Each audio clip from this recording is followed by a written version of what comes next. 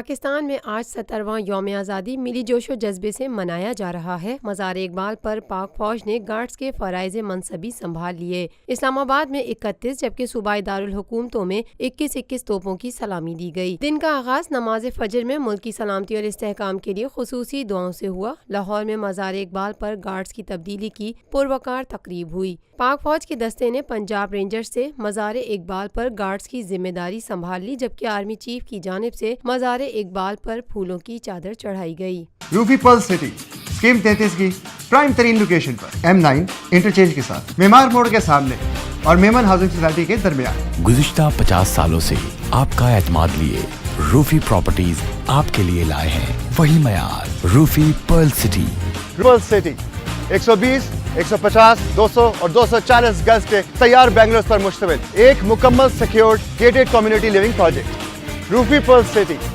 جدید ترین سہولتوں سے آراستہ، پرسکون اور پرفضا رہائش، جس میں تھیم پارک، فٹنس سینٹر، مسجد، solar power backup, RO plant کے ذریعے 24 گھنٹے میٹھا پانی۔ Scheme 33 Karachi university, NED university, PCSIR اور گلشن کنیز فاطمہ کے قریب تر۔ روفی بردرز کی گولڈن جوبلی پر اوورسیز اور سابقہ تمام مائنورٹیز کے لیے 10% کا خصوصی ڈسکاؤنٹ۔ بکنگ اور دیگر تفصیلات کے لیے east land marketing UAN 11117834۔ Lotus Lake Towers, a groundbreaking endeavor by Lotus Properties.